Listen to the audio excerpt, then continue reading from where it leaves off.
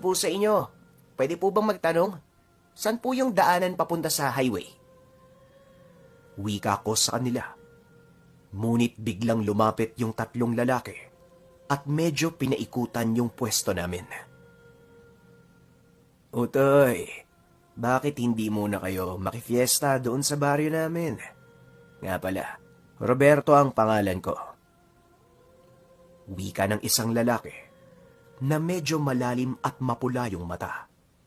Nagpakilala ito bilang Roberto.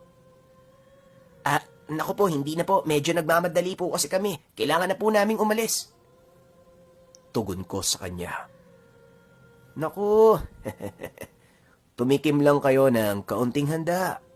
Masama tanggihan yung alok namin. Malas yon sa paniniwala namin, kaibigan. Wika ni Roberto. Tumingin ako kay Ronald at nagudyat ng isang tango na ang ibig sabihin ay pagbigyan na lang yung mga kalalakihan.